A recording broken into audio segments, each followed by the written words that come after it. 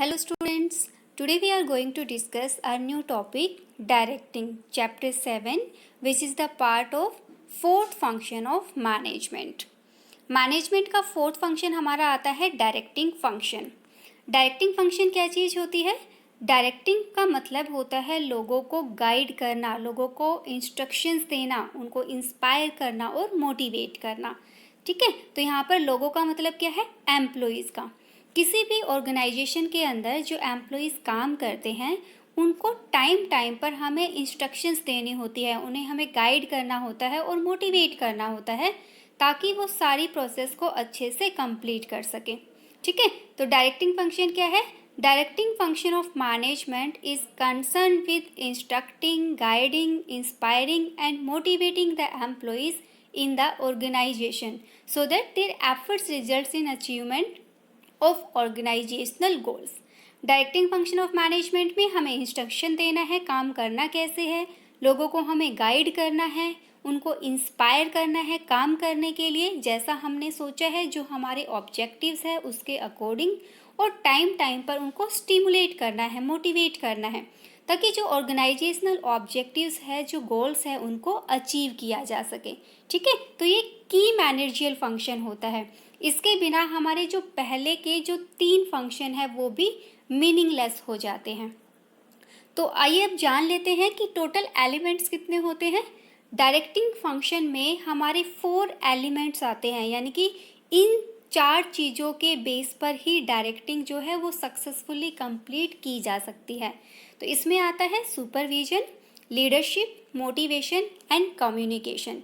ये 4 एलिमेंट्स मिलके ही directing function को कंप्लीट बनाते हैं।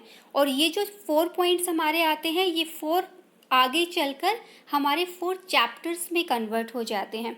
तो अभी एक बार हम इसको ब्रीफ में डिस्कस कर लेते हैं कि जो 4 एलिमेंट्स होते हैं इनका काम क्या होता है। फर्स्ट एलिमेंट हमारा आता है सुपरविजन। सुपरविजन का मतलब क्या होता है? The supervision means instructing, guiding, monitoring and observing the employees while they are performing job in the organization। Supervision का काम होता है लोगों को, यानी कि जो एम्प्लॉइज काम करते हैं उनको इंस्ट्रक्शंस देना, काम कैसे करना है, उनको सही वे में गाइड करना, उनको मॉनिटर करना कि जैसा बोला है वैसा ही वो काम करे, और उनको ऑब्जर्व करना कि जैसा आपने इंस्ट्रक्शन दिया है वो उसी वे में उसको कंप्लीट करे ताकि ऑर्गेनाइजेशन में जो गोल है उसको अचीव किया जा सके। तो सुपरविजन जो काम करता है, यानी कि जिसके द्वारा सुपरविजन किया जाता है, वो पर्सन कहलाता है सुपरवाइजर। सुपरवाइजर का आप लोगों को पता ही होगा, सुपरवाइजर्स की पोस्ट का हमें पता है कि भाई सुपरवाइजर क्या होता है, जो सिर्फ देख रेख करता है, वो काम नहीं करता। जिन लोगों के ऊपर उसको सुपरवाइजर बनाया जाता है उनके काम को वो सिर्फ ऑब्जर्व करता है, और अगर उनको ज़रूरत हो तो बीच बीच में उनको इंस्ट्रक्शन देता है, उनको गाइड करता है। ठीक है, तो रोल ऑफ सुपरवाइजर क्या होता है? सुपरवाइजर क्या काम करता है? वो गाइड का काम करता है, तो रोल ऑफ अ गाइड हो गया उसका। और सेकंड, रोल ऑफ मीडिएटर और लिंकिंग पाथ या फिर लिंकिंग पिन, यानी कि वो मीडिएटर का काम भी करता है, बीच में कड़ी का काम करता है। तो सुपरविजन जो चैप्टर है गाइस, वो सीबीएसई ने आपका ये टॉपिक हटा दिया है सुपरविजन वाला, बट आप इसको फिर भी अपनी नॉलेज के लिए एक बार याद कर लेना, फंक्शन ऑफ सुपरवाइजर। बाकी डिटेल में सीबीएसई जब एग्जाम्स होंगे तो इस चैप्टर में से आपका कुछ भी नहीं आता है।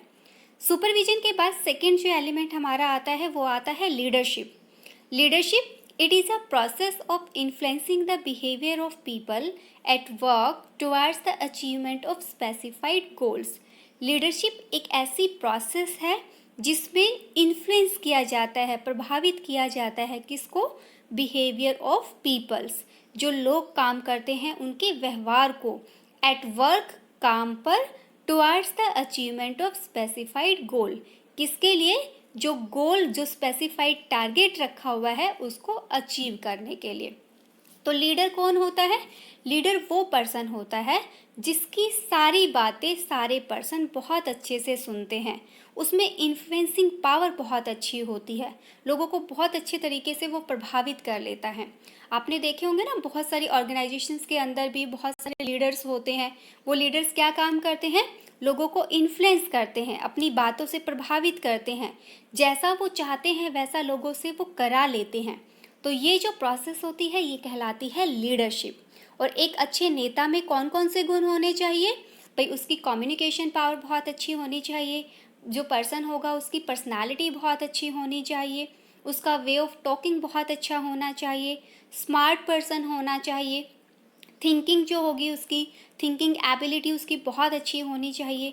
तो ये सारे जो है ये क्वालिटीज़ हमारे एक अच्छे नेता में होनी चाहिए। तो हो सकता है 2 मार्क्स के क्वेश्चन में इस प्रकार से आपकी क्वालिटीज़ ऑफ लीडर्स पूछ ली जाए, तो वो क्वेश्चन भी आप अपनी तरीके से बना सकते हो। नेक्स्ट पॉइंट आता है मोटिवेशन। मोटिवेशन का मतलब होता है स्टिमुलेट करना, उत्साहित करना, इंस्पायर करना लोगों को, ताकि वो काम बहुत अच्छे से कर सके, अपनी बेस्ट कैपेसिटी के साथ में काम कर सके। वो कहलाता है हमारा मोटिवेशन। मोटिवेशन हमारा 2 टाइप्स का होता है। 1 मार्क्स के क्वेश्चन में मोटिवेशन में से ये क्वेश्चन काफ़ी बारी आ जाता है कि मोटिवेशन जो है वो कैसी प्रोसेस होती है, पॉजिटिव और नेगेटिव। तो मोटिवेशन पॉजिटिव भी होता है और मोटिवेशन नेगेटिव भी होता है। पॉजिटिव मोटिवेशन का मतलब कि अगर अच्छा काम करोगे तो आपका सैलरी इंक्रीमेंट हो जाएगा, आपको बोनस अच्छा मिलेगा, आपको कमीशन दे दिया जाएगा, वो होता है पॉजिटिव मोटिवेशन। और नेगेटिव मोटिवेशन का मतलब होता है पर्सन को डरा कर काम कराना, कि अगर आपने अच्छा काम नहीं किया तो हम आपका डिमोशन कर देंगे, आपको जो पोस्ट है उससे नीचे वाली पोस्ट पर भेज देंगे। तो इससे क्या होगा, बंदा फियर की वजह से भी काम अच्छे से करना स्टार्ट कर देता है, क्योंकि लोगों का जो बिहेवियर होता है वो डिफर होता है। तो हर पर्सन को एक ही तरीके से ट्रीट करना गलत होता है, इसलिए कई बारी नेगेटिव मोटिवेशन को भी यूज किया जा सकता है। सेकेंड जो हमारा आता है मोटिवेशन में इंसेंटिव्स आते हैं, कि मोटिवेशन में इंसेंटिव्स कैसे मिलते हैं, मतलब कौन कौन से इंसेंटिव्स है जो मोटिवेशन में यूज किए जाते हैं। Then there are 2 types of incentives in the motivation, financial incentives and non financial incentives. यानी कि आप पैसे की टर्म में लोगों को मोटिवेट कर सकते हो, और दूसरा बिना पैसे के बाकी चीज़ों से भी आप उनको मोटिवेट कर सकते हो। तो पैसे की टर्म में सेम वही आ जाता है, हमने सैलरी इंक्रीमेंट कर दिया, पे में हो गया, बोनस हो गया, कमीशन हो गया, प्रॉफिट शेयरिंग हो गया, वो हमारा सारा का सारा मॉनेटरी टर्म्स में या मॉनेटरी इंसेंटिव्स में आ जाता है। और नॉन मॉनेटरी इंसेंटिव्स में आता है लाइक स्टेटस हमने बढ़ा दिया पर्सन का, मोमेंटोज वगैरह हमने उस पर्सन को दे दिए, तो इससे क्या होगा, वो इन चीज़ों से भी मोटिवेट हो जाता है। मास्लो की नीड हायरार्की थ्योरी के अंदर हमारी टोटल 5 स्टेजेस बताई गई है, कि किसी भी एम्प्लॉय को अगर हमें मोटिवेट करना है तो हमें 5 पॉइंट्स को या 5 वेज को डिफाइन करना है कि वो जो पर्टिकुलर पर्सन है वो किस कैटेगरी में आता है। जब हमें उस पर्सन की कैटेगरी का पता लग जाता है, देन आफ्टर उसको मोटिवेट करना बहुत ही आसान हो जाता है। तो मोटिवेशन की जो मैस्लो की नीड हायरार्की थ्योरी है, वो नेक्स्ट जो मोटिवेशन का चैप्टर आएगा उसमें मैं आप लोगों को अच्छे से समझाऊंगी। अभी इस चैप्टर में सिर्फ हमने मोटिवेशन के बारे में जानना है कि मोटिवेशन क्या होता है। तो मोटिवेशन क्या होता है, एक साइकोलॉजिकल टर्म है जिसमें हम फोर्स करके एम्प्लॉयज़ को जैसा चाहते हैं वैसा कराने के लिए राजी करते हैं। ठीक है, तो ये होता है हमारा मोटिवेशन। नेक्स्ट पॉइंट हमारा आता है कम्युनिकेशन। कम्युनिकेशन जिसमें हम ट्रांसमिशन करते हैं, एक्सचेंज करते हैं, किसका, आइडियाज़ का, ऑर्डर्स का, व्यूज़ का, मैसेजेस का, सजेशंस का, किसमें, एक बंदे से दूसरे बंदे में। यानी कि जब भी 2 या 2 से ज़्यादा लोग मिलकर आपस में अपने विचारों को, मैसेजेस को, ऑर्डर्स को, सजेशंस को एक्सचेंज करते हैं तो वो कम्युनिकेशन कहलाता है। ठीक है, तो कम्युनिकेशन क्या है, जो हम आपस में बातें करते हैं, अपने आप को हल्का महसूस करते हैं। जो फॉर्मल ऑर्गेनाइजेशन है वहाँ पर ऑर्डर्स दिए जाते हैं, इंस्ट्रक्शंस को फॉलो किया जाता है, तो ये सारा क्या है, कम्युनिकेशन प्रोसेस है। ठीक है, तो ये 4 एलिमेंट्स होते हैं जिनके थ्रू कोई भी पर्सन बहुत अच्छी डायरेक्टिंग प्रोसेस कर सकता है। सुपरविजन, कम्युनिकेशन, लीडरशिप, ये हमारे क्या है, एलिमेंट्स में आते हैं। अब नेक्स्ट हमारा आता है फीचर्स ऑफ डायरेक्टिंग, कि भाई चलो एलिमेंट्स तो हमें पता लग गए, अब फीचर्स क्या क्या होते हैं डायरेक्टिंग में। तो फर्स्ट पॉइंट इसमें आता है, it takes place at every level of management. जो डायरेक्टिंग फंक्शन है ये हर लेवल पर ज़रूरी होता है। हर लेवल का मतलब जितने भी लेवल्स एक ऑर्गेनाइजेशन में होते हैं। तो कितने लेवल्स होते हैं ऑर्गेनाइजेशन में? There are 3 levels. First one is top level, then middle level and lower level. तीनों लेवल पर जितने भी पर्सन्स काम करते हैं, हर पर्सन को गाइडेंस की ज़रूरत होती है, हर पर्सन को मोटिवेशन की ज़रूरत होती है। तो इसलिए जो डायरेक्टिंग फंक्शन हमारा होता है वो सारे लेवल्स पर बहुत ज़रूरी होता है। सेकेंड पॉइंट आता है कॉन्टिन्यूस प्रोसेस। ये पॉइंट हमने बहुत अच्छे से याद रखना है, क्योंकि मैनेजमेंट के जितने भी फंक्शंस हैं उसमें मोस्टली फंक्शंस में जो फीचर्स अप्लाई होती है वो सारी की सारी एक दूसरे से इंटर रिलेटेड होती है। जैसे कॉन्टिन्यूस प्रोसेस आ गया, अब कॉन्टिन्यूस प्रोसेस हर फंक्शन में अप्लाई होता है। तो डायरेक्टिंग फंक्शन में भी कॉन्टिन्यूसली ही प्रोसेस चलती है। भाई जब तक ऑर्गेनाइजेशन चलेगा, लोग काम करेंगे, लोगों को मोटिवेशन की ज़रूरत होगी, उनको गाइड करने की ज़रूरत होगी। तो इससे क्या होगा, डायरेक्टिंग फंक्शन हमारा कॉन्टिन्यूसली चलता रहेगा। थर्ड पॉइंट इसमें आता है it flows from top to bottom. ये कैसे फ्लो करता है? टॉप से बॉटम की तरफ, यानी कि डाउनवर्ड स्लोप में। ठीक है, क्योंकि डायरेक्टिंग फंक्शन जो होता है वो सबॉर्डिनेट से रिलेटेड होता है। तो सीनियर पर्सन अपने सबॉर्डिनेट्स को गाइड करते हैं, अपने से नीचे वाले पर्सन को गाइड करते हैं, इंस्ट्रक्शंस देते हैं, मोटिवेशन करते हैं।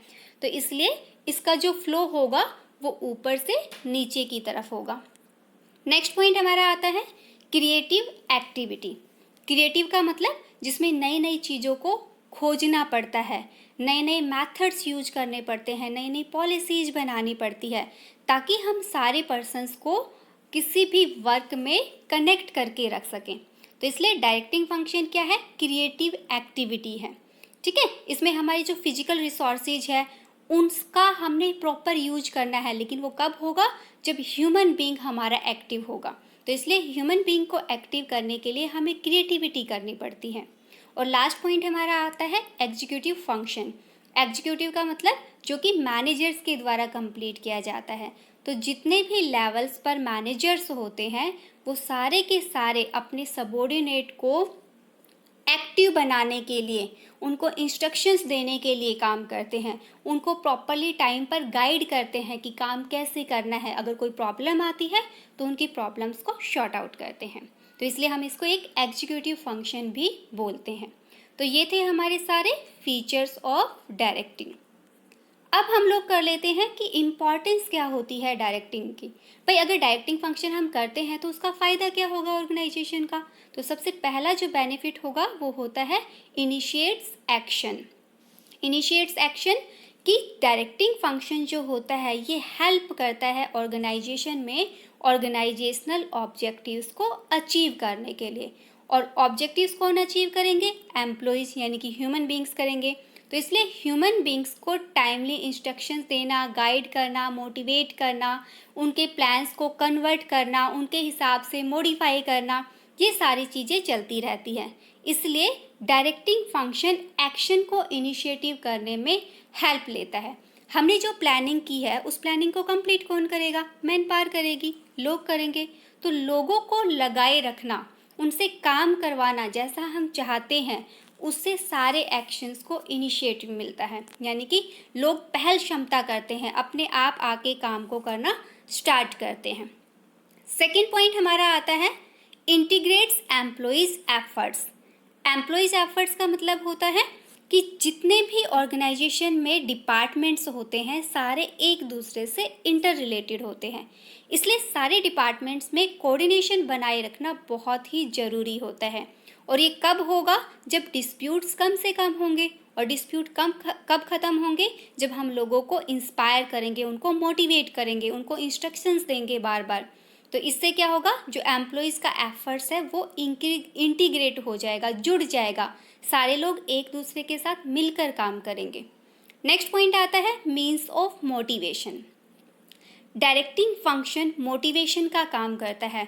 और मोटिवेशन में एक ऐसा जादू होता है जो ना काम करने वाले व्यक्ति से भी काम करा देता है। लेकिन यहाँ पर हमें मैक्सिमम एफर्ट्स अपने डालने पड़ते हैं।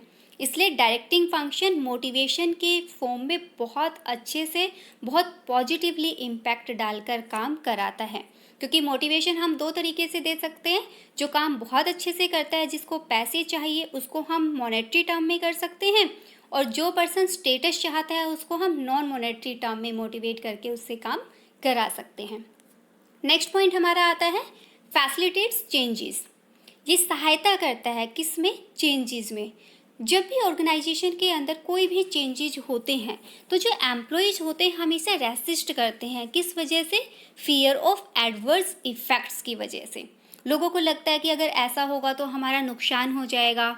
जैसे फॉर एग्जांपल, अगर किसी कंपनी में काफ़ी टाइम से कैमरा नहीं लगा हुआ था और हम अचानक से कैमरा लगाने की बात करने लगे तो लोग डर जाएंगे कि अगर कैमरा लगा तो हमारी सारी चीज़ें जो है कैमरे में कैद हो जाएगी, यानी कि हमें बहुत ज़्यादा बर्डन फील करना पड़ेगा। हम अपनी मनमानी नहीं कर सकते, अपनी मर्जी से अपना काम नहीं कर सकते, हमें बिल्कुल अलर्ट रह के काम करना पड़ेगा। तो इससे क्या होगा? वो रेसिस्ट करेंगे। लेकिन अगर हम उनको सही तरीके से गाइड करें, उनको मोटिवेट करें कि कैमरा होने से जो मिसहैपनिंग होने के जो चांसेस है, एक्सीडेंट होने के जो चांसेस है, उनको भी तो पकड़ा जा सकता है, तो उससे आप लोगों का बेनिफिट होगा। अगर इस तरीके से हम उनको मोटिवेट करेंगे तो वो ईजिली उस चीज़ को एक्सेप्ट करना स्टार्ट कर देंगे। और लास्ट पॉइंट हमारा आता है stability and balance in the organisation. Directing function होने से पर्सन मोटिवेट होते हैं, उससे जो स्टेबिलिटी उनकी होती है किसी बिजनेस ऑर्गेनाइजेशन में वो कंटिन्यू बनी रहती है। लोग जॉब को बहुत जल्दी ट्रांसफ़र नहीं करते या बहुत जल्दी चेंज नहीं करते। एक स्टेबिलिटी बनी रहती है, एक टेन्योर पीरियड उनका फिक्स हो जाता है, जिससे ऑर्गेनाइजेशन को भी बहुत बेनिफिट होता है। अगर ऑर्गेनाइजेशन में टाइम टाइम पर एम्प्लॉय चेंज होते रहे, बार बार जॉब छोड़कर लोग चले जाते हैं, तो ऑर्गेनाइजेशन की जो परफॉर्मेंस है उस पर नेगेटिव इम्पैक्ट पड़ता है।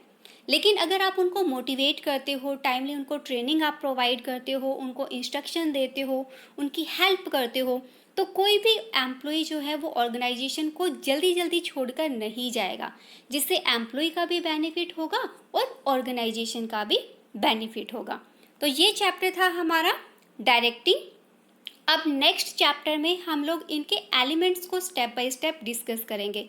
तो जैसा कि मैंने पहले भी बताया कि जो फर्स्ट एलिमेंट हमारा सुपरविजन है वो सीबीएसई ने लास्ट ईयर हमारा सिलेबस में से कट कर दिया था, इसलिए सुपरविजन वाले चैप्टर को हम सिर्फ टॉपिक्स में ही डिवाइड करके उसको याद कर लेंगे। उसके लिए कोई अलग से वीडियो नहीं होगी। बाकी के जो अदर 3 उसके एलिमेंट्स बचते हैं उसके ऊपर मैं वीडियोज़ आप लोगों के साथ में शेयर करूँगी। तब तक के लिए हैप्पी लर्निंग। Thank you.